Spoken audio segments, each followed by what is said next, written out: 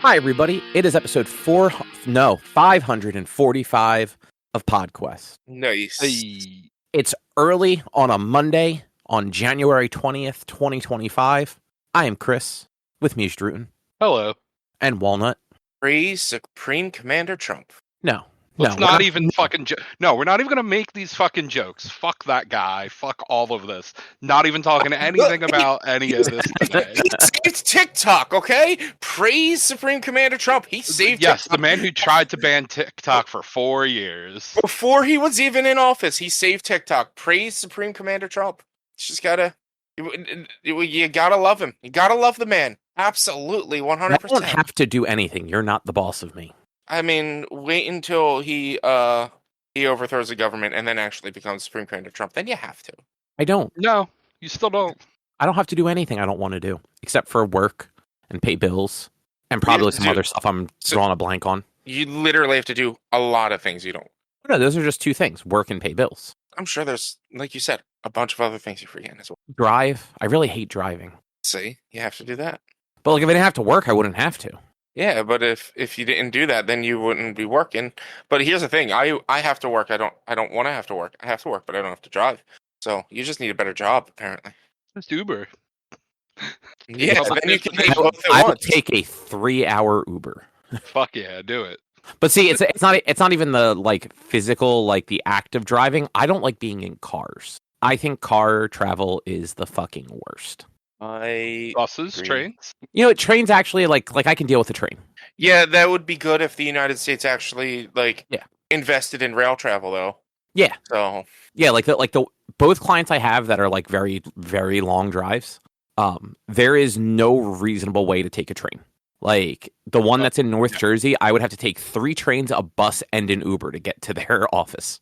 And they're not like in the middle of nowhere. It's just if you're not like just going between major cities, like rail travel kind of sucks. Ugh. Man, this fucking country. no, ban TikTok, but we can't get good public transit. I mean, we should ban TikTok though. It's Why? ruining our youth. Land of the free, home of the brave. You have no right to say whether or not someone should or should not be able to use a fucking phone app. I mean, but I can absolutely express my opinion of I think TikTok is silly. Oh, I think it's stupid. I really only use it because trying to grow as a content creator. If it weren't for that, I probably wouldn't be on it or use it as much. I probably wouldn't have any videos if I weren't trying to grow my channels. Yeah, I mean that is totally fair. Yeah. I mean, we talked about it before. I just think social media in general is a fucking waste of time. Yeah. Like It's they provide no actual benefit to anything. it's nice to know when events are happening. That's the only reason I use social media. Yeah, you know what? Like that is one of the very few instances, but like it's very specific events. It's like events that wouldn't be like publicized anywhere else. Mhm. Anyway, Richard, what is on the agenda? Wow, you use my government name? Yes, because it is. How rude. It is National Government Day. No, it's Martin Luther King Day. National Okay. Government Day. It's Martin Luther King Jr. Day. It's a bank holiday. It is a government day. So, we all should have watched Godzilla Minus One, our best of 2024 that came out at the ass end of 2023. Look, I watched minus color, so it counts. Look, my pick is from 1992, so like we're doing our best. Then I played this tabletop game called Phantom Inc., which was really cool. Cobb, you read the first Wheel of Time book, and then I was able to finish Armored Core 6: Fires of Rubicon. All of these things I believe are true. Nice. I hope so. I don't think we're playing 3 Truths and a Lie. No, I don't think so. I mean, look, you could have not played one of these games. I could have not, or I could have just not watched Godzilla Minus One this past 2 weeks because I did see it before. True. I thought about just reading the Wikipedia and then assuming it was bad. I'm going to be honest. No, it's a fantastic fucking movie. Well, you know what? Let's talk about it then. Let's talk about Godzilla Minus One, everybody.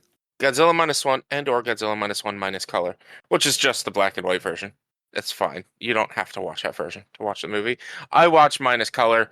I don't think it really did much. I don't think it was entirely necessary, but it was a cool thing that they did. I don't was think cool that they the did black it. and white stuff actually does like make like No. a storytelling difference to anything. It's just like it's generally kind of a what's the word? What's the word when something is just kind of like frivolous but doesn't add to it? I don't know. Yeah. I don't know. But it's computer generated black and white, not filmed in black and white, so it's also not as good as just a filmed in black and white movie. Like black and white filmed films have a better quality than something that just has a black and white um uh uh filter over it, basically. Yeah, I mean desaturating all the color is not the same as black and white. Yeah. I But wish I couldn't think of the word I was thinking of. I love this movie. I think it's a fucking masterpiece. I think it's fantastic. It's got a great story. You really feel for I can't remember his name, even though I read it like 35 times yesterday. You really feel for the main character. And look, I will say endings besides the two ending bits that are like you knew that was going to happen. Like besides those, like those weren't really a twist to me when I saw it. And when I saw it, I was like, that they projected both of these. They didn't project the secondary part until the very end of the movie, but they kind of projected the whole the first ending. Okay, I don't know what you're talking about. The wife not being dead. Oh, one of them somehow the fucking the whole end of this movie is fucking Deus Ex Machina bullshit. That fucking kind of ruins the whole thing. Well, I feel like the whole thing was he was ready to give his life up because it's survivor's guilt is what this movie is about. Yeah, 100%. It's survivor's guilt. He feels he shouldn't be alive. He feels he should have died. He goes through panic attacks several times about it. And the whole movie was him settling up to, okay, I am ready to die. I'm going to die. I don't have anything to live for besides this girl that I don't actually really see as my daughter. And he kind of shows that because he's still living in the PTSD of the war. He doesn't see her as his daughter, even though she's his adopted daughter. That like he's ready to end his life, and then things just work, and they fix the first ending is they fix the ejector seat. The second ending is his wife. It is the girlfriend, the girl still being alive. Like that was put in place to show like he did have stuff to live for. Yeah. And I'm just saying too, Batman did that ejector seat thing a decade ago. What? Oh yeah, I know. But it doesn't matter what they did a decade ago. It's still like it's like I knew that they were going to fix that. I knew 100% they were going to fix that. Oh yeah. Like, and that was like it was just like okay, that's fine. Like I knew that was going to be fixed. When they brought the girl back, I was just like, that's a little whatever. But it's like, oh, he did have stuff to live for. His war is now over. He's got his whole life back together. And it's nice to give him someone who suffered for 4 years, finally a happy ending. Yeah. Though I will say, like, I don't know that it ruined the movie, like Drew said, but I think that particular part of the ending does actually diminish the rest of the movie. Yeah, like it kind of takes away from the stakes in a big way. Like she basically sacrificed herself to protect him. And then his kind of like final act was realizing he shouldn't end his life. And then for it to just kind of be a happy ending at the end, like don't get me wrong, like happy endings aren't a bad thing, but I feel like that just diminished both the sacrifice she tried to make and sort of the overall movie. Yeah, like I get that. Like I said, I thought it was cheesy that they had her still alive. The ejector seat thing makes sense, like because the whole movie is his like survivor's guilt over not sacrificing himself as a kamikaze pilot, and then being on that island when so many people died, and all of these other instances led up all the way to the point where like the what's her name like dies protecting him. For him to make that decision at the end to not die is like okay, cool. Like that is forward motion for his character. Yeah. I was texting you guys last night after I'd watched the movie to just watch it in dub because the subtitles were bad. They were so bad.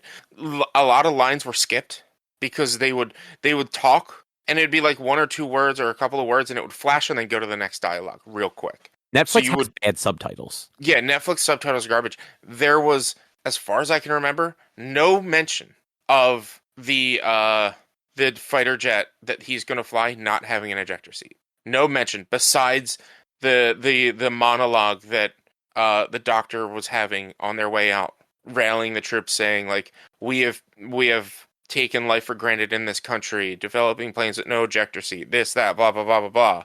Like, besides that, there was no mention that his ship did not have an ejector seat through the subtitle. If I hadn't had already seen this movie, I wouldn't have understood the significance of him being able to eject out the plane. I mean, so to be fair, unless I missed something, because I was paying attention, but I had to like stop for a few work things. They kind of didn't specify that until like they talked about like ejector seat stuff, but they didn't really mention anything about like that plane until after he used it, and then they did that little flashback of the guy going, "Hey, I installed this for you."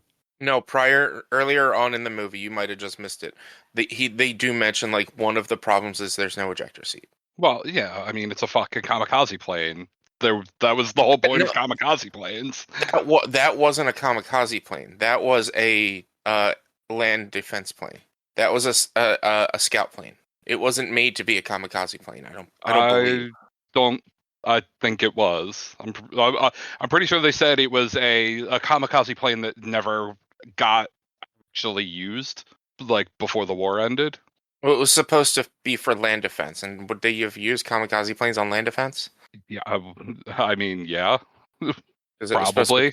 Because they said it was supposed to be used for mainland defense. So I don't know. Well, you figure like I don't know the logistics of kamikaze planes. Like the logistics was technically a land attack with kamikaze fighters. Like all those ships that they bombed against were in harbor. It's not like they were out at sea.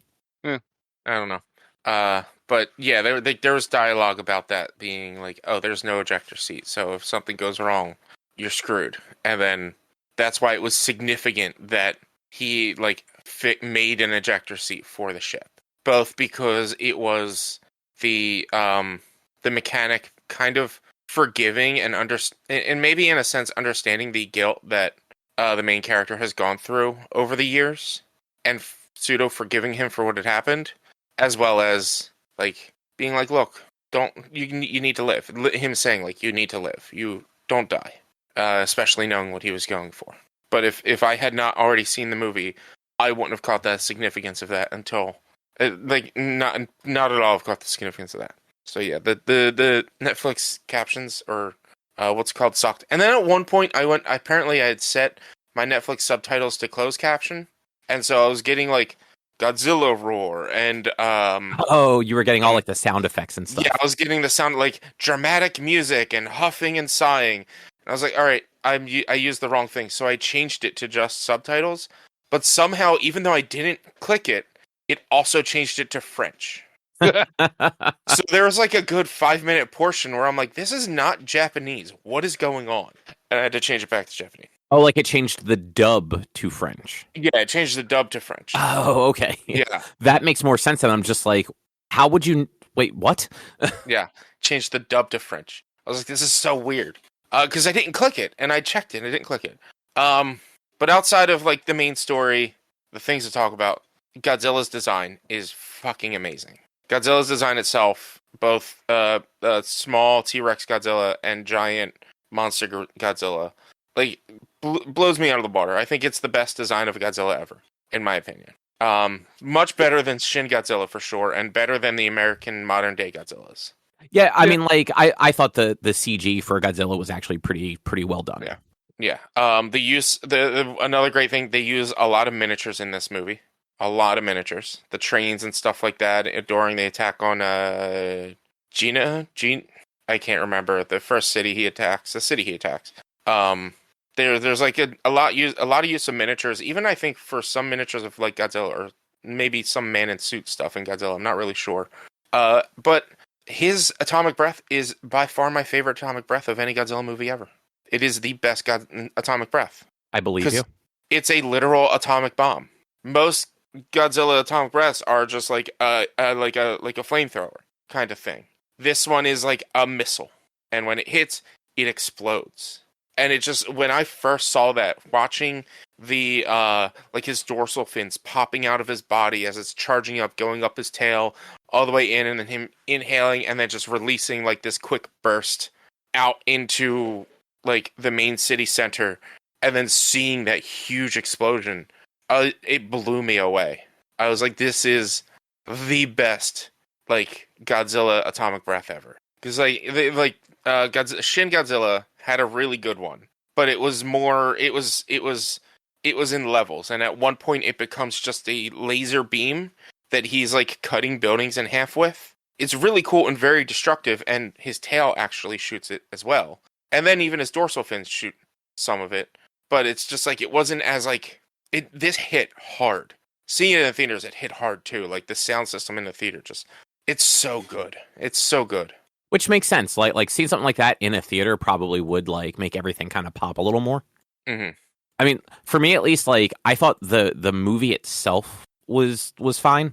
I think like all the Godzilla stuff actually detracted from it for me, but I also just don't enjoy giant kaiju stuff.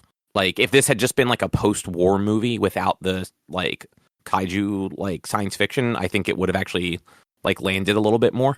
Yeah. I don't know, because then it just would have been boring, to be honest.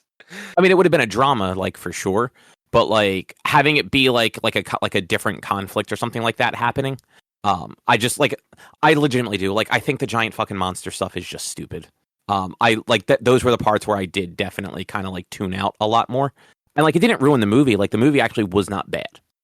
I would have just preferred it without the Godzilla side of things.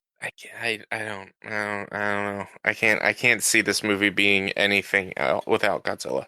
I mean, there are other movies that take place in that like post-war setting without being giant. Correction, I can't see this movie being any sort of entertaining without Godzilla. That's fair. Well, I mean, it would be a different movie. Like, No, yeah, but like it's a movie, so there's supposed to be entertainment value. I don't see there being any sort of entertainment value in this movie without Godzilla. Like, I mean, isn't that most Godzilla movies? Isn't he only in like 4 minutes of most Godzilla movies? No, I mean, I'm trying to remember. The first Godzilla movie was in like 5 minutes of, or something like that. But like, it's because, no, yes, Cobb, if you're right, if they were using maybe a different conflict, it might be a little different. But I don't care about war movies as much. Like, yeah, which is totally fair. The same way I like, don't care about kaiju movies. Like a movie like this would need a conflict, and Godzilla is a good conflict because Godzilla is something that like everyone can relate to, and there's like you don't.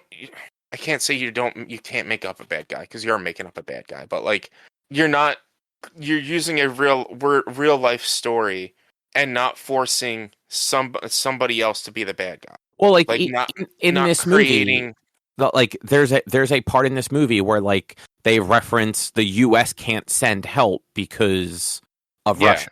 Like there are ways that you could use historical conflict and just. But what would the U.S. be needing to send help for? Would Russia be attacking China or Japan? I mean, you could still again, like you could still do everything and like have there be some monster that's been attacking and kind of never show it.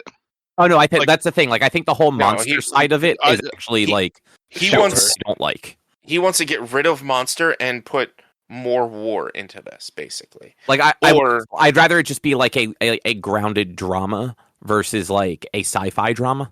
Yeah, I can't see a movie like that being very successful or being very entertaining. It might be successful. I don't see it being entertaining. It's also just not your thing either, which I totally understand. Like much the same way that kaiju movies are not interesting to me. Much like movies aren't interesting to me. I mean, there you go. But like you're the weird, weird use case. Weird. That's just weird. But yeah, like I said though, like it's not a bad movie. It's just if I had a preference, I would have enjoyed that story without the giant monster part of it. Like, especially because it's post-war, like there are other ways that like the woman could have died while protecting him just in a post-war like Japan.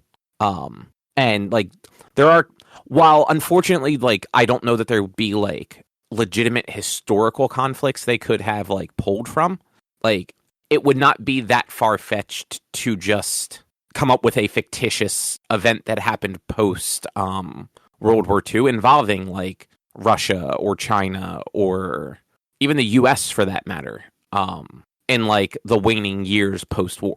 I mean, I think the most real way to have potentially changed it to keep kind of the same thing is, Japan doesn't surrender after the 2 atomic bombs.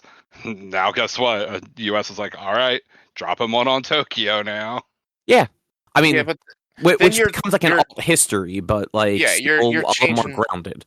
You're changing the history and whatnot, which that's like the point of this movie is to stick with history in a sense. Like everything that happens between, like I'm sure, I don't know how much of a like back and forth there was in post World War II between Russia and the U.S. within those first 5 or so years, but like U.S. did tell Japan, like, you're not allowed to have a high military force anymore. You're not allowed to attack anymore. This, that, and whatever. Like, the U.S. kind of, like, told Japan, like, hey, we're in charge of your military now, kind of. And that's why there was a lot of that, 100%. like, and that's why everything was decommissioned. That's why, like, the U.S. couldn't send help to Japan to help with Godzilla, because then Russia would have thought they were raising ties. So you would need to... I don't think just saying, oh, well, the war kept going and doing alt history, but still have this guy out of the war, that wouldn't make sense. You need to have the war to end in order to have this guy out of the war so that he can have his survivor's guilt and you tell this story, but you would need to create another internal conflict, maybe potentially being, the best way I can put it is bandits in Japan. People are trying to, like, run amok in Japan since it's a post-war, and kind of a lot of the cities are all really destroyed and broken down and beaten, so they need more internal military police, and the US can't help because Russia's holding them out. Like, that would really be the only closest thing to a conflict that you could do, but we already know that even in modern day, like, gun laws in Japan are very strict, so it's not going to be guns, it's mostly going to be, like, swords and knives and things like that. So, like, how... They would have had all the military, like, I mean, whatever. It doesn't matter. But like really, how much more of a conflict would that have been, being like, oh, there's people out there that are assholes, and it's like, it's post-war, and people are dying because of hunger and whatnot, so people are taking it into their own, taking it on their own and themselves to fight people, and there's gangs and things like that growing in Japan, and we need help, but America's not allowed to help us, so we need to do this. But then, how do you bring in the whole, well, he's a kamikaze pilot?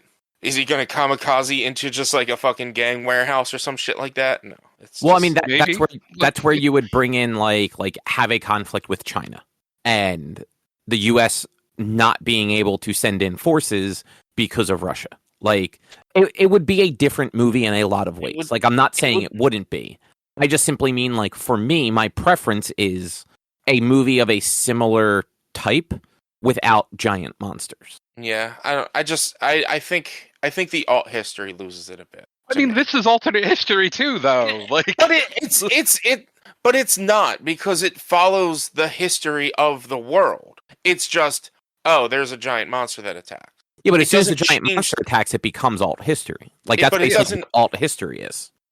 No, as soon as you change the conflict is alt history. This becomes they're sci-fi. both fucking alternate history. This bemes sci-fi. It's not sci-fi. It's both. It can be both. No, I don't. When I hear alt history, I hear World War II continued. I don't hear World War II ended and 4 years later a giant monster attacked. That's not alt history. I mean, they are both alt Also, history. the giant monster One of them is attacked sci-fi. during World War II. Like, it attacked before the war's over. And again, they are both alternate history. No, they had already ended the war, basically ended the war when he was on Odo Island. Basically, yes. It was not over yet, though. Like, that was the point of when did World War II, like, how long after, like, the atomic bomb drops did World War II end? Like, I mean, it was long within after, a year, but right? it's like September 1945 it ends. Okay, I knew it wasn't, like, immediate, because, like... It ends in Japan after it ends in Europe. Oh, I always thought Japan ended first. No, Europe was first. Europe's like May 1945. Okay, I had it swapped in my head. I thought it was Japan was earlier and then Europe. Nope.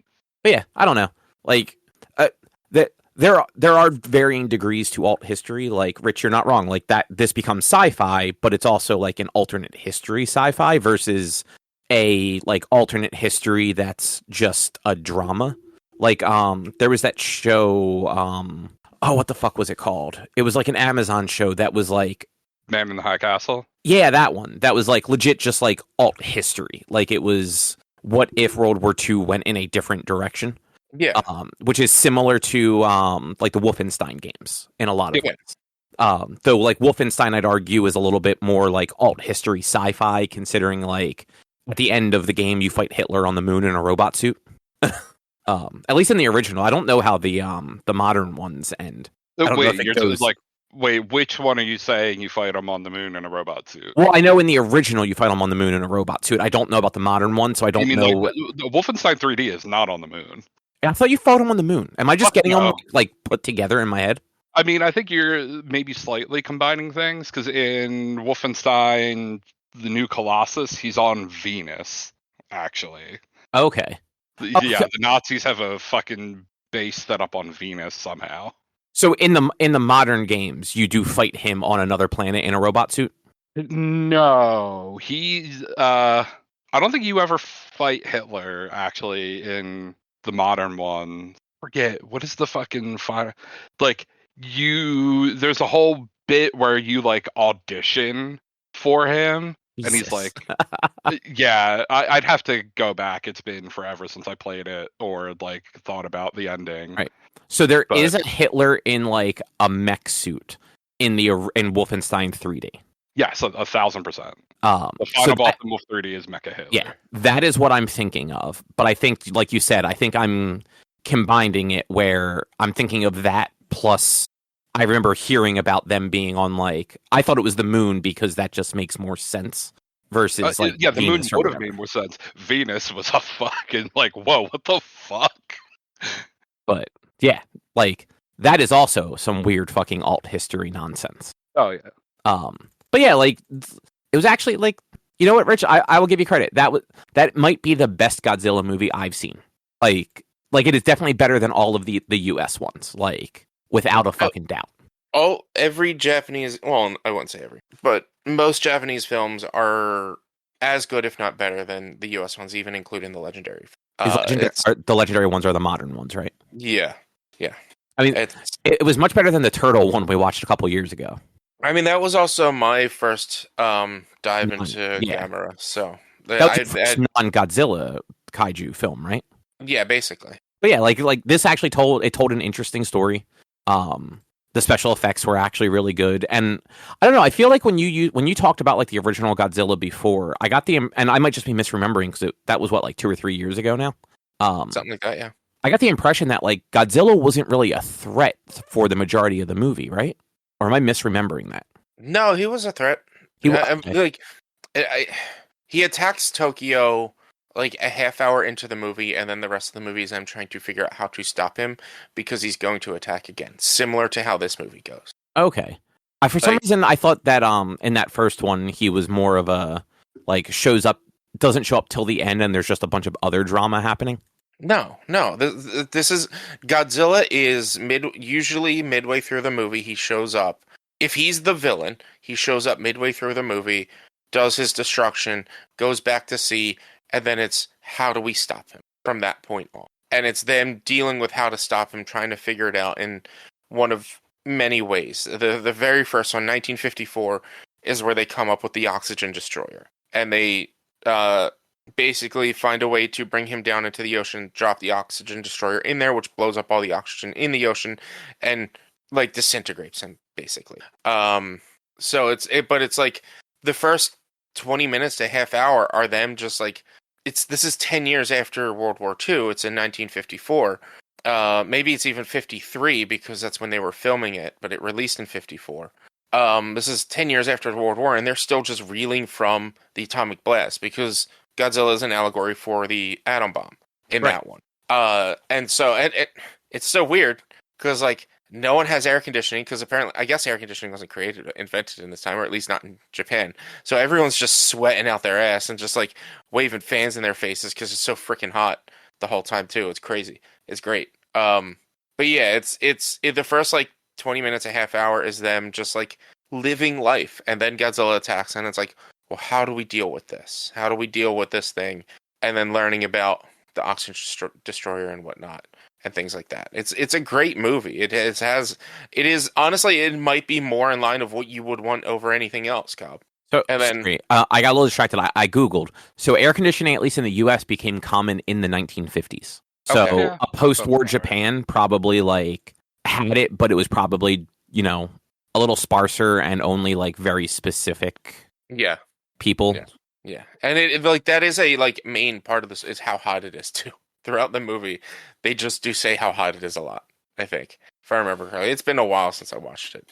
I know for sure though, Shin Godzilla, fantastic Godzilla movie. Kabi would end up hating it because it's all about red tape. What It's do you all mean? about government red tape. Oh, yeah, And that how sounds boring. so that one is an allegory for the tsunamis that destroyed the power plant in Japan, that nuclear plant in Japan that they had to evacuate that town. Oh, right, Um, right, yeah. So that movie, Godzilla, is used as an allegory for natural disaster, specifically the tsunamis, but natural disaster in general, and how the government failed to help its people during that time because of all the government red tape that they had to cross to get stuff done. So the whole movie, as Godzilla, because it's Godzilla is constantly attacking throughout the movie. It's not just a single attack. He's just constantly making his way further and further inland from the other side of Japan to get to Tokyo to attack, or to get to wherever he's going to attack. I can't remember. And it's them having to jump through the hoops of government red tape in order to deal with it. It's a really good movie. It's a really good showcase of how ridiculous the Japanese government can be when it comes to stuff like that. A lot of the movie is held in committee meetings, like, and them arguing back and forth with each other with what to do and how to figure this out and what they have to get done and what they have to get signed and filled out and cleared and whatnot. And that movie was supposed to be a lot bigger than it became, but they ended up only doing a single movie because by the end, and again, this is the imagery that Godzilla tries to make. So in Shin Godzilla, he's constantly evolving. As the movie goes on, he evolves more and more. You see that final form of Godzilla where his hands are kind of like placed right next to his side. He can't move them. It is a man in a suit movie. He does his big atomic blast, and then they figure out a way to basically stop him from evolving by freezing him. And you learn as like the camera pans around Godzilla and goes up his tail that he started to evolve pieces of himself to be human or to look human because humans are causing natural disasters.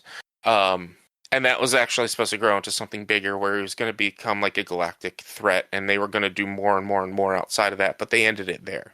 And it's like humans are the problem, but humans can fix the issue if they just work together. Godzilla, it's more than just a giant monster. It's about imagery and I don't know, allegories, and I don't know other words I'm trying to think with this. Yeah, which I totally get. Like, and like, don't get me wrong, like, I don't fault the movies for it. I just don't watch them because it doesn't appeal to me. Mm-hmm. But yeah, this is probably one of the few that like I don't know that I could watch the old ones and get anything out of it just because of how like dubs were bad back then, and I couldn't watch a 2-hour movie subtitled like this. They're not 2 hours. Oh, are they much shorter? Oh God, yeah, they're 1950s movies. I don't think they're much more than an hour. Yeah, they're movies before the last 10 years. It's not fucking 2.5 hour movies for no particular reason. That is fair. Yeah, this one was a little long. There were a few places where I feel like it could have like been cut back, but like it wasn't terribly long. Yeah, like it flowed well enough that like I wasn't sitting here like, Jesus fucking Christ, why is this not over yet? Like it always had something going on. It was just like, okay, well, we probably could have like we could have made this a 90-minute movie. Okay. Actually, no. That's Godzilla 1954, 96 minutes. Okay, yeah, like that. I think this one could have been that long, but it wasn't hurt by being longer. Mm-hmm. Yeah, it's definitely like 2 hours. 2 hours is a good time frame for Godzilla movies. And I don't think many of them go much longer than an hour to 2 hours. Looking at this list of all the Godzilla screen times, most of them are in the 100-minute range at Yeah. max. All the first all the Showa era ones are under 95 minutes. Or 94 minutes, or no, sorry, 97 is the longest one. And that's all the 50s and 60s. Yeah. Then they're all 100-ish minutes. Yeah. And then the Final Wars is the first 2-hour long one. Yeah. But Final Wars was their, like, I think that was their 40th or 50th anniversary. That would have been 50, because I think that was like the early 2000s. It was 2000, probably 2004. Then, and that was like their big, like, hey, 50th anniversary, we did it kind of thing. And so, like, it was a little bit longer, and it was just Godzilla fighting. That was Godzilla fighting every monster he's ever fought, including Zilla, the 1996 American Godzilla. Oh, I remember you talking about that. Which all he does is, like, tail swipes him, and he crashes into the Sydney Opera House, and then that's it. Like, you don't see Zilla ever again. Nice. What about the cartoon version? Was he in it? Or What cartoon version? So after the 98 movie, there was Godzilla the cartoon, where, do you remember at the end of 98, like, they found the eggs? That would be Zilla. That's Zilla. Oh, okay. That's that Zilla. That's, I said 96. I meant whenever that movie came out. Well, That's so, like, Zilla. So Zilla isn't the one from the movie. It's the one from the cartoon, then. Zilla is that form of Godzilla. Okay. Japan doesn't call it Godzilla because it's not. They just call it, or at least in that movie, they just call it Zilla and not Godzilla. Oh, that's silly, but I get it. It's not theirs. Anyway. Yes, Max has some of the 90s or 80s movies on here. Wow, did not know that. Anything else you guys want to mention about Minus One? No, I love the movie. Like I said, in my opinion, it is the best atomic breath of any Godzilla. I'll have to send you guys a video of Shin Godzilla's atomic breath, though, because that one is a wild one. All right. Well, now that we're done with that, Drew, what is your pick for your favorite thing of 2024? I'm going to pick 2 albums that happen to come out from artists that I also then would see that year. Do one from kind of the beginning of the year with Aaron Weston's Roaring Twenties, In Lieu of Flowers. And the one that came out like the end-ish of the year, September or October, I forget exactly when, without looking at it. Birdwatching by Cliffdiver. And we'll do those. They add up to like an hour and 20 minutes or so. In Lieu of Flowers, it's like 45 minutes, and Birdwatching's like 35. I accept this. Both of those are good. At least the bands are good. I don't know about the albums. The albums could be utter shit, because, you know, that happens sometimes. Good bands release garbage albums. All right. Rich? Yes. What the fuck is Phantom Inc.? So, Phantom Inc. was this really cool game that I played. My friends did like a board game night, or board game day. I didn't hold it. I can't invite you to things. Thanks for the invite for dinner on Saturday, okay? You're welcome. Exactly. So it is a tabletop game that friends have that it's a word association game. It's really cool. You break up into 2 teams, and it's basically you're trying to contact ghosts. There's players that are mediums and players that are the ghosts. The players that are the ghosts, they choose a word on a card.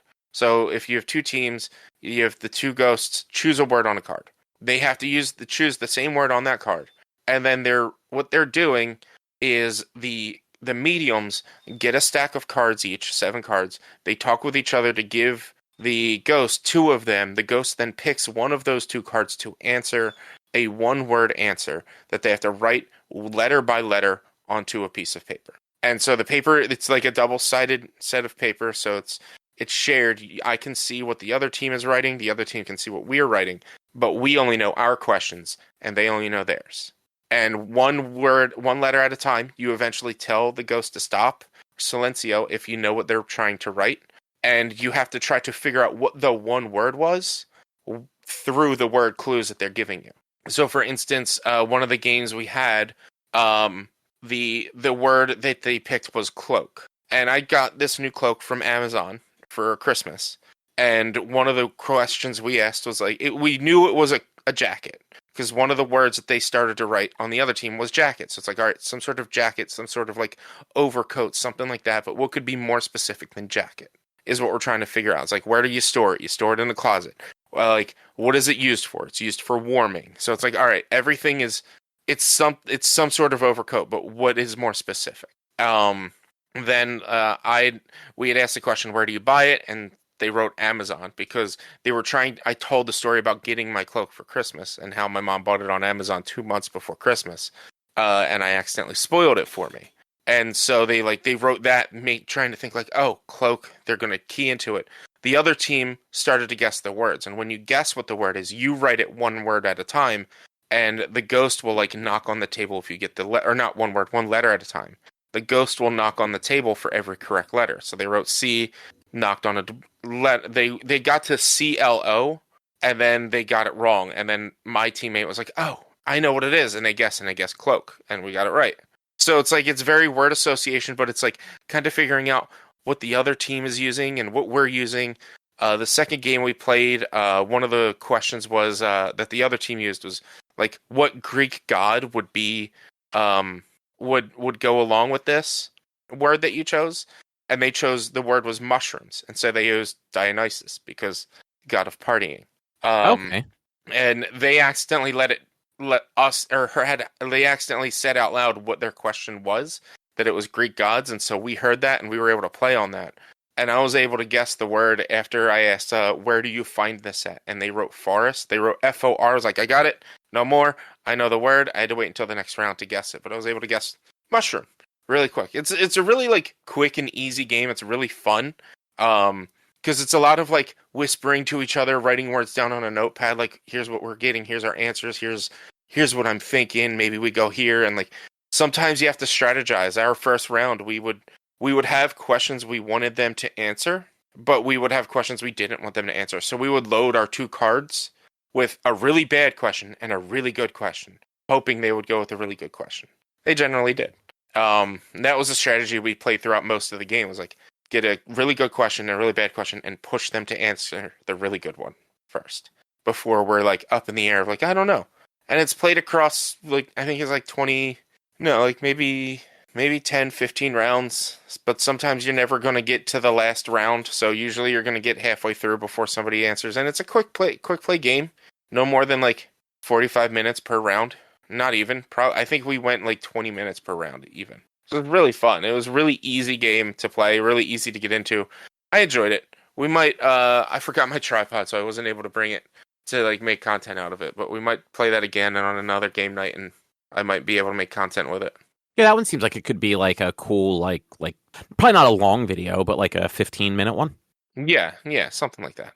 Nice. But it's a really cool game. Check out Phantom Inc. It's just, I've never seen it before, and I had a lot of fun. So I was like, I want to talk about this because it's a really good game. Yeah, really I'd actually never heard of that before. Yeah. Nice. Is that all you have for it? Yeah, that's really it. Okay, cool. We didn't really play anything else new that day. I ended up having to leave the game night early to go see Jersey Calling. So. And you said you forgot to bring that that record store game or whatever that thing is. I brought it, but I forgot my tripod, and by the time people showed up, the hi-fi was 1 to 4 players, and there was 5 people by the time we were getting ready to start playing games. Oh. And so it's like we didn't want to leave anyone out.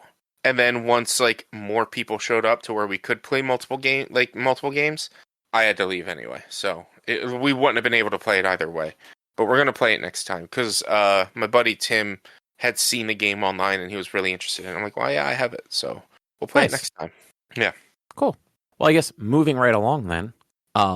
I started reading The Wheel of Time, and I read the first book in the series, which is The Eye of the World.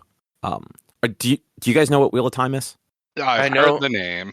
I know there's like 17 books, and somebody once made a single book that holds them all, or some shit like that.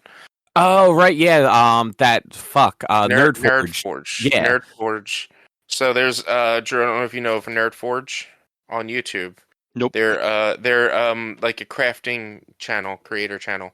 And they do a lot of like bookbinding and things like that. They rebound. What's the other book series, Cobb? They also did Stormlight Archive. Stormlight Archives. They rebound all of the books in tome-size books, including the brand new one that wasn't out when they started the project. They actually got the legal rights to reprint every book once in giant-size pages as giant tomes. One of the projects they did beforehand was to take every book of this series and bind it into a singular book. So the thing stands like 5 feet tall or some shit like that. And you can open it and read it. Not no problem, but you can open it, get to certain pages and read it if you want it. It's really cool. Interesting. Yeah, you figure, so I looked it up, and these books average about 820 pages. And there are 14 of them. Mm-hmm. So that is 11,000 words. Or I'm sorry, 11,000 pages. That is how big the book was. It essentially, the one book they made took up an entire shelf, basically. It was pretty cool, though. I agree. But yeah, so this series started in 1990, and it is one of a few fantasy series that sort of are responsible for like modern fantasy in a lot of ways. Like before this, so it'd be Wheel of Time, A Song of Ice and Fire, which is Game of Thrones stuff, and like a couple other things. Pretty much all the fantasy was just Lord of the Rings with different names. Like everyone was just kind of iterating on the Lord of the Rings. Because that was at the time that it released in the 50s, for the next like 40 or so years, that was fantasy. So then you had things like A Song of Ice and Fire that was very like politically driven and stuff like that, and Wheel of Time, which is very character focused as opposed to kind of like plot scope focused, even though it does have a really like large scope to it that way too.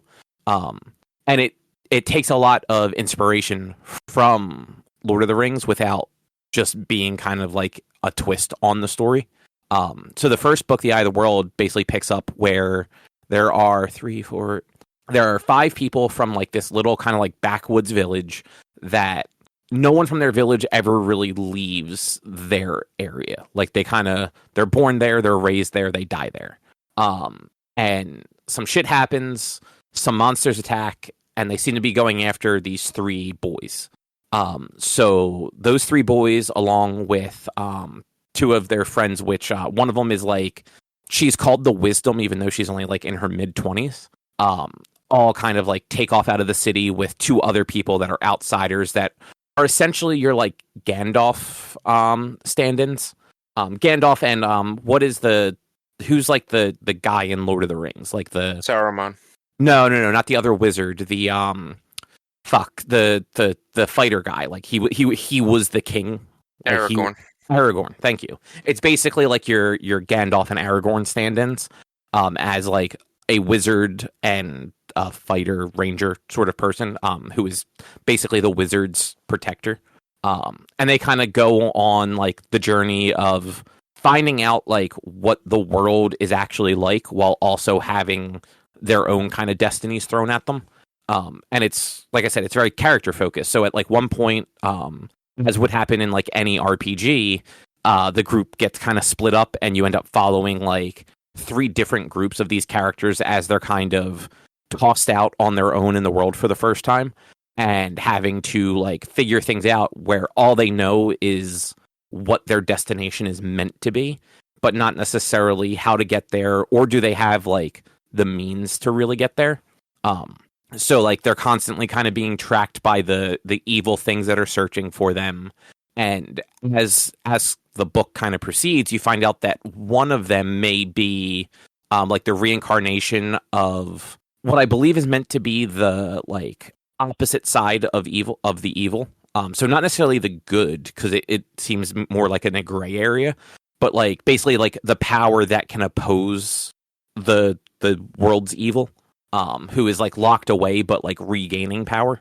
So it's got a lot of crazy lore and stuff going on behind it, and the book does a really good job of giving you like bits and pieces so you can understand what's going on, but not actually doing like big exposition dumps like it probably could with just how much lore there seems to be in this series. And I'm hoping that it kind of like carries that way, where like each book gives like information about the world and its history without it just being, 200 pages every book of just, here's a bunch of just somebody telling the story about how a thing happened. Because that gets boring and no one wants to see that. You want to see the characters kind of progressing and making bad decisions, but then like finding the right things to do and all that fun stuff. And so like as this one goes about, like each of like the three main boys that all leave the village, kind of like different things happen to them. So one of them ends up finding out that he can't talk to wolves per se, but he can like communicate with them in like a feeling sense. Like he can feel what they're feeling about things. Mm-hmm. And it also sort of improves his senses in a weird way. And he finds that out after coming into contact with somebody else that can do that, who was a former one of these like guardians for like the wizards in this world.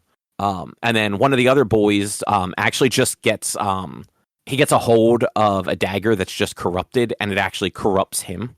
So he ends up being I feel like something else did a similar story to this, like in more modern times, like a show or a movie, and I can't think of it. But he basically becomes like, he has this dagger that he needs to keep or he'll die. But also by having it, it is slowly corrupting and killing him also. So it's one of those like, it's like a lose-lose situation for him. In one case, he has a chance of being saved by like the council of like the magic people. But on the other side, like by having this, he is both dying a little bit slower on his end and potentially corrupting those around him as well. And then the third guy who is more like he is the main character of the books. He finds out that he can actually channel like the power, like the magic of the world, which is a thing that men generally can't do. It's been like 1,000 years since a man did it, and generally when men do it, they go crazy and die.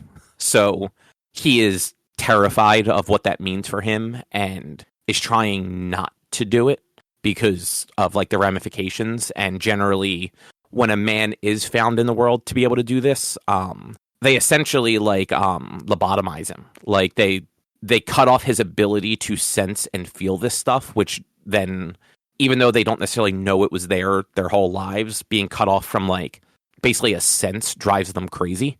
And then they just end up like dying young or killing themselves. So, bad stuff all around for kind of everybody. But it's been really interesting to kind of read something that is incredibly influential on like modern fantasy. But it's still, like mostly modern itself. Like this first book came out in 1990 and the last book came out in 2013. So like these were going for a long time. And this is the series that, so it's Robert Jordan was the author, and he wrote up to, how many books is this? 1, 2, 3, 4, 5, 6, 7, 8, 9, 10, 11. He wrote the first 11 books before he died. And then Brandon Sanderson, who wrote like Stormlight Archive, ended up being picked by his widow to finish the series based on some of the writing that already existed for the books that Jordan had already completed, plus he had just decades at this point of like detailed notes and world building and like kind of everything somebody would need to like work in this world without literally having access to his brain. Mm-hmm. But there was only a 4-year gap between him dying and like the next book coming out, which is pretty impressive. Like it is the longest gap in the books. Like he was generally pumping these out like within like a year or two, it looks like. In fact, the first 2 books, Eye of the World and the one that I just started, The Great Hunt, both released in 1990. So I'm assuming it was one of those cases where either he tried to hand in like a 1,500-page book and the publisher said, fuck no. Or he had just written both of these books before ever getting them published, which also would make sense. From some of the stuff I was reading up on about this too, like this is a series where fantasy like sold relatively well up to this point. But this was a series where he was given like a 3-book contract initially, or deal, whatever they're called. And like the book did so well that the publisher was like, we're going to increase this to 6 books. And then by the time he was like almost at the 6th book, they're like, take as many books as you want to tell this story. Like, if you want to just write 30 books, like, fucking go for it. Like, have at it. We will keep paying you to publish these books. Similar to like George R. R. Martin with A Song of Ice and Fire, though this Wheel of Time finished Song of Ice and Fire probably never will. I don't know. He only has like a book and a half left to write or some shit like. So I think I just saw recently, we just hit like the 14th anniversary of when the previous book was supposed to release. Jesus. Yeah. Yeah, like the next book was supposed to come out in like 2010. Why is he not writing? Well, like he got busy. He had a hit HBO show he was like consulting on, and then another hit HBO show he was consulting on, and then he did write and then he made a video game. Yeah, like he wrote the world for Elden Ring, and he did write I think it's 2 books that are the basis for the current Game of Thrones show on HBO that I can't think of the name of, House of the Dragon. It's like they're 2 prequel books that take place like the 100 years before like the main series did. Mm-hmm. The theory a lot of people throw around with that is people hated the last season of Game of Thrones. Like they did not like the way it ended or a lot of like the decisions in the story. The theory is that was not the showrunners that just came up with that shit because they were done making the show. That was based on Martin's actual notes for where he was going with the series. And now he had to go back to the drawing board because people hated it so much. He doesn't want to release something people hated. Okay. The other theory is because people hated that ending so much, he is worried about releasing the final books and have them also not be met with like any sort of positivity. So nerddom. He's afraid of nerddom. Yeah, basically. There's going to be no positivity no matter what. Even if he writes the best ending ever, there's still going to be people who hate it. So what's he afraid of? Yeah, I mean, exactly. And it's just, I think for him, like, he has not, let me double check. I want to double check the dates. Song of Fire. Okay, so I did have the dates slightly wrong. The last book that was released in 2011. Which, when did the show start? Also 2011. So the last published book released the same year as the TV series. So you figure for 10, 11, 12, 13, for like 15 years, he was able to publish these books to a level of popularity for a fantasy author, but not a level of popularity for somebody who has a hit show. Like the Game of Thrones series, TV series, definitely elevated these books into pop culture in a way where people read them that would have never read these books previously. So like for him, like there is a whole different level of like stress on top of that, I have to imagine. Like knowing that your book is going to be read by 3 times as many people or more than what it would have any other time you were releasing these books. Mm-hmm. I'm trying to see if I can find like when.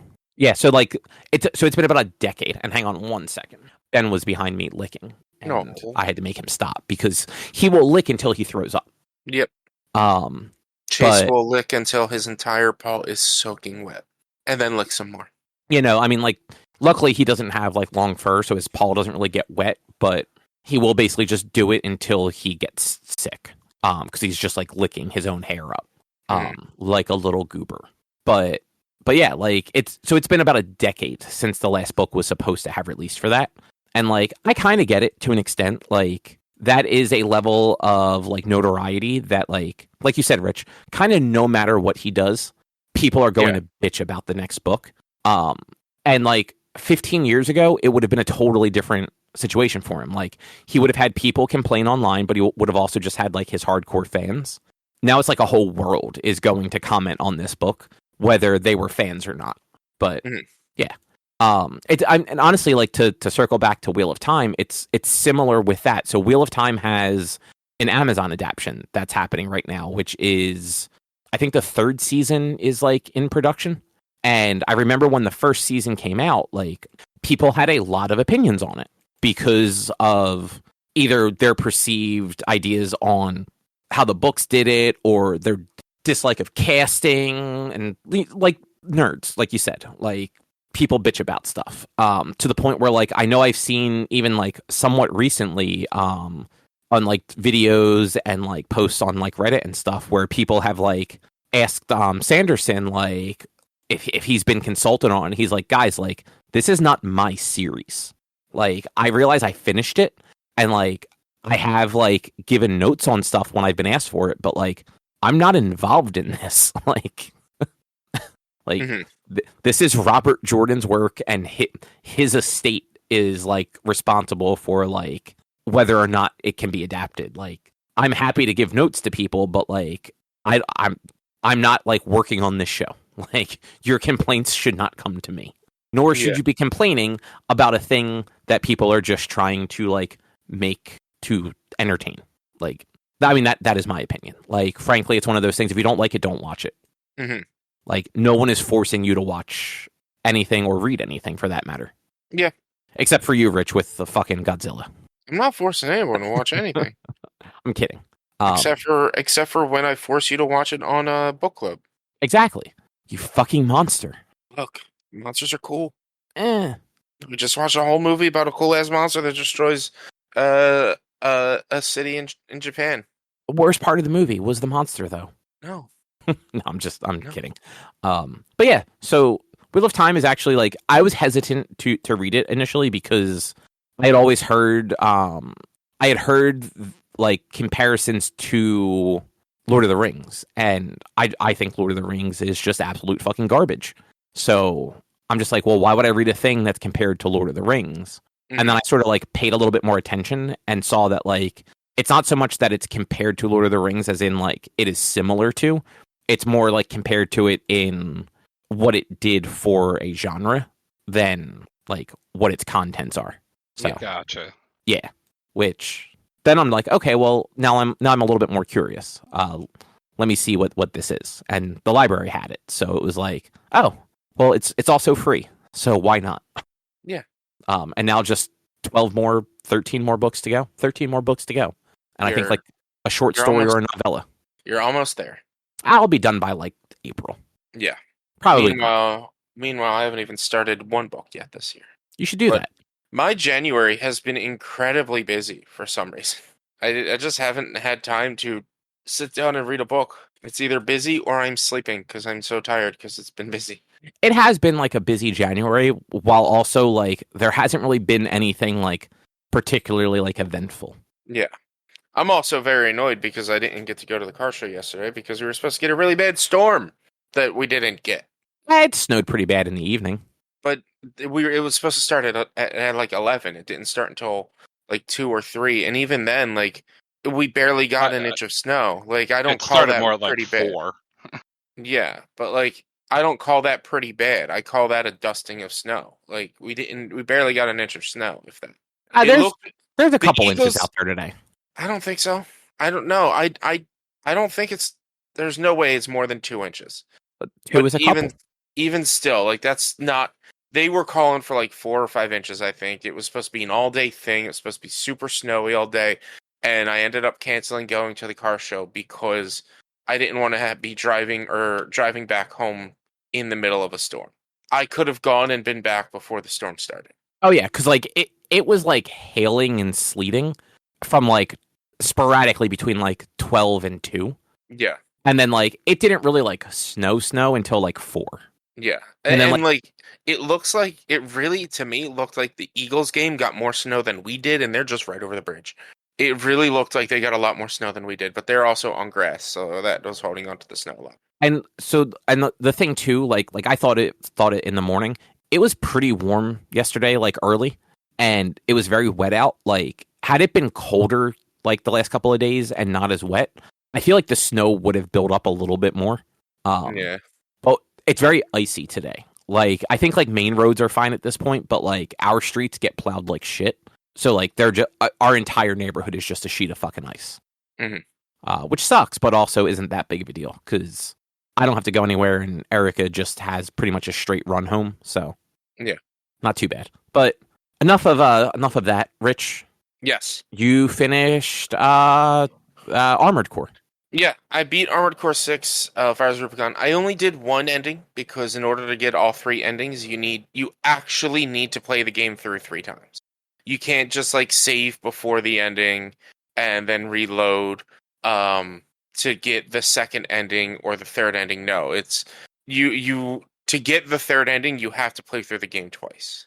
And then on the third time, you have to go and take a specific set of missions throughout the game to get the third ending. You cannot get that third ending without having had gotten, or at least beaten the game twice, if not gotten the first 2. So I got one of the endings. I decided to side with the Rubiconians, the people of the planet you're on, and not destroy them, basically.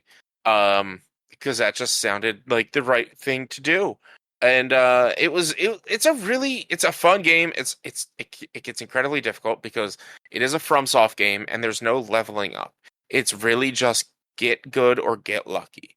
I jumped into the session that I beat the game in, and I was like, all right. And I pre looked it up just to see like how many more missions there were, and it's like in chapter 4, I only had like 2 missions left, 3 missions, something like that. And then in chapter 5, there's like 5 missions. So I was like, all right, I didn't have that many. I'm gonna get through this. The last mission in chapter 4 takes me over an hour to beat because the final boss. And again, because of the boss in that mission. And this is the issue that I have with the game in general is these boss levels turn into being. It's like it's not just a boss. It's a whole level and then the boss. So if you end up being like, all right, I got to duck out, maybe respec my mech, buy some new equipment and things like that, you have to redo the whole entire mission again, not just the boss. And that sucks. Like it lets you like change your mech, but if you want to buy parts, you can't do that. You can't change your mech's design. You can't buy new parts. You can only change what parts you already have on it. So like you kind of get stuck in there, and it's like, all right, well, I could just duck out, go buy a bunch of things, but then I have to redo the mission, which the mission isn't necessarily short, but not long. Like it's probably going to be like 5 to 10 minutes or something like that before getting to the boss, and then I'm dealing. So it's like, all right, I'm just going to get good. I'm just going to like learn it, and that's really all you can do. And from what I hear, it's the same with like Sekiro in that Sekiro in that instance where it's like you kind of just have to learn the boss. So it gets tough. It gets really hard with like 2 bosses took me over an hour each to beat, and both of them were at the ends of levels that took like 10-15 minutes to get through, and so like I couldn't stop and it was like fun but aggravating. At one point I passionately put my controller down and somehow broke the left D-pad button. Right, you were talking about this. Yeah, so navigating the menus got a little annoying because I couldn't go left without using like I use the D-pad to navigate menus and not the control stick. It just doesn't feel right to me to use a control stick when navigating menus. So I just use the D-pad, and every time I would go like restart mission or whatever, and it'd be like, "Are you sure?" And I'd go hit left on the button to say yes, and I'm like, "Oh wait, no," and I have to either hit right to have it go the other way, or just hit left on the control stick or something. It was a little bit of a pain. The second to last boss. So with the route I took, I ended up fighting one of the characters named V2, and he was a pain in the ass. He was kind of like a copycat of the first big boss of the game that took me over an hour to beat, but harder, which sucks. And so you fight him and hit him so many times, and then eventually, like he has a shield. You have to bring down a shield. Once you bring down a shield, he's staggered, and you can hit him a few times, and then hopefully maybe bring down his stagger bar again. And once the stagger bar is down, hit him a few more times stronger before he reactivates his shield. And he reactivates his shield after X amount of time of his shield being taken down. The problem is with some of these bosses, they're major DPS checks in a sense that, like, they will, when they get to phase 2, like when they get to half health for phase 2, they activate phase 2, which brings up their shield again no matter what. So if you are sitting here and you're taking it slower than normally, and say you can normally get to phase 2 in 2 shield bursts, but you somehow this fight don't do that, and you break the shield, on the third burst, but do one hit of damage, and that causes them to change to phase 2. Well, guess what? You used all that ammo to break your shield. Now you're back on. Now they're back with shields again, and you just lost out an entire phase of dealing real damage to them. It sucks. It's a big pain in the ass because it's like there were times where I would reset if I weren't able to get to phase 2 fast enough, because it'd be like I'm gonna run out of ammo. I'm not gonna have any ammo for the rest of this fight or for certain parts of this fight. Like. And saving your ammo gets rough at times. Is that like a game where like there will be ways to get ammo in the fight, or is it no, like you run out, you're just fucked? You run out. If you run out of ammo on your hand, you start punching. If you run out of ammo on your shoulder, you just don't have any shoulder ammo anymore. Like it is, if you run out of ammo entirely, you're out of ammo. So you gotta hope you can just punch them to death. I was gonna say, and you don't have any just like infinite ammo things like little like side cannons or something like that just do like real minor damage. It becomes melee after that. It becomes melee. So like I generally went into a fight knowing that and trying to save resources. I generally went into a fight with a laser sword on one arm, which is infinite. However, it does have a recharge rate after using it, and then like a bunch of like ammo weapons on my side and back. But it's just like it's still a pain because these fights aren't long, but they take so much that like you may run out of ammo, and you'll know that, and it's like then you have to restart the whole fight because you weren't good with your ammo. You weren't like watching your ammo, or you kept wasting it at certain times. So then that again brings in the whole idea of like learning the enemy. When do you attack, at what points, with what weapons you have? So like one of the weapons I have is a missile that shoots 2 missiles. It's a missile launcher that shoots 2 missiles, and each of those missiles explodes into another 5 and then hits the enemy.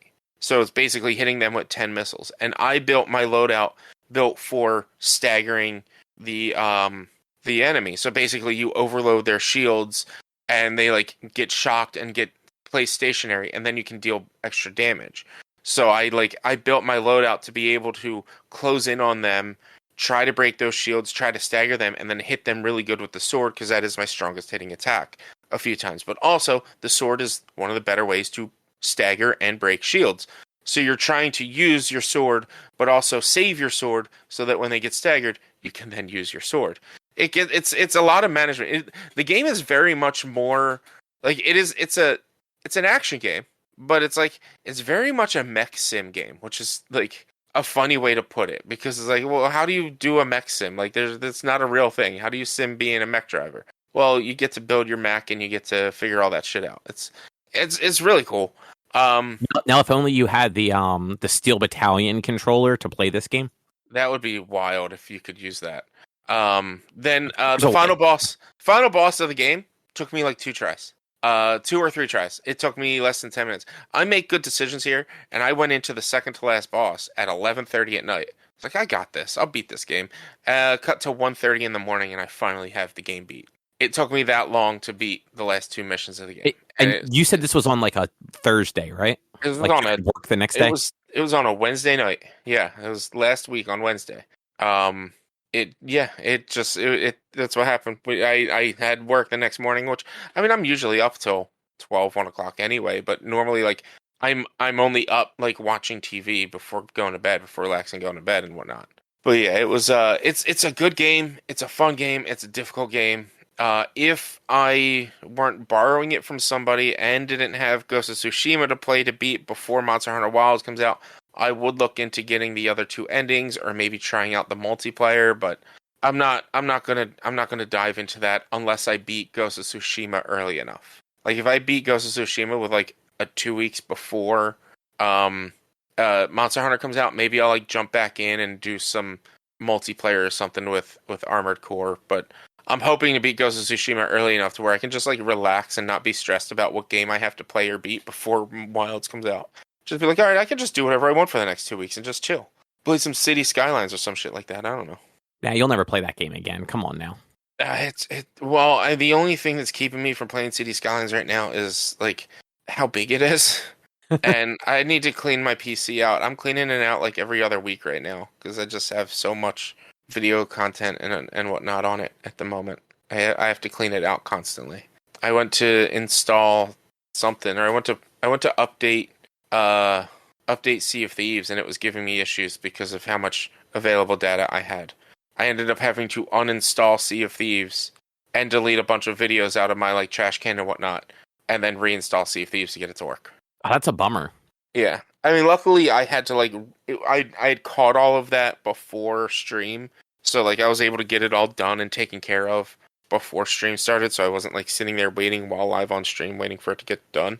But yeah, it was a pain. I don't know what it is. I don't know what I have on my PC.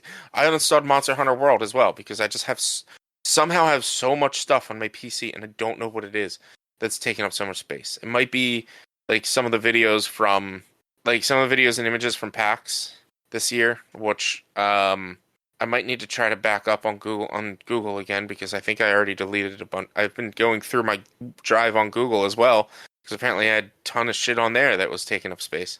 Almost filled up my 100 gigs of memory with photos and videos. Well, somebody should start deleting things. Yeah, I mean, I have things from like 2014 or some shit like that. I just put a link in the chat for you. Download the first one, and then when it downloads, install it. Once it's done installing, don't run, like, you know how like when you install a program, it'll give you the option to just like launch it right away. Mm-hmm. Don't do that. Just close the installer, and then right click on the application from like your start menu or your desktop and select Run as Administrator. Okay. And then run it as an administrator and select like whatever drives you want it to scan. Have it scan them. It will show you exactly where stuff is and how much it is. There is a chance that like, yes, you might have like a bunch of stuff in like your documents folder. Yeah. But you might also have like random temp files that you can delete or something. Rule of thumb, if it's in the Windows directory, don't fucking delete it. Yeah. If it is the Windows directory, though, and it's like a lot, let me know and I will tell you if there is a safe way to clean it up. Okay. I'll look into it. I have to do this for like clients all the time because like certain applications, like I know Adobe apps do it. They store a lot of temp files and they don't clean them out properly. Like the application doesn't clear them out properly. And then you just end up with like this random folder that's just 50, 60 gigs of just trash to get rid of.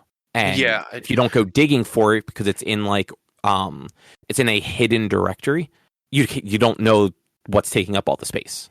Yeah, I had a feeling maybe potentially it was like DaVinci because I had all of my videos that I have edited. I hadn't cleared out the projects, but I don't think it was that. But right now I have 261 gigabytes free of space. That again, that's from deleting Monster Hunter World and a bunch of shit. Yeah, but yeah, run the thing I linked. Even if you send me a screenshot of like what it comes up with, and I can tell you what's safe to delete. Mm-hmm. So yeah, it's easy. I do this all the time. So yeah. But anything else you want to talk about with Armored Core 6? No, it's a wild game. It makes no sense. The story makes no sense, of course, because it's FromSoft. But it was a wild game. It's really fun to play. And I'm glad I was able to play it before playing Ghost of Tsushima. Nice. It's just nice to play like a mission-based game every once in a while, especially one that's not long. Like Monster Hunter is a mission-based game, but that's even without the grinding, it's still like hours and hours of gameplay.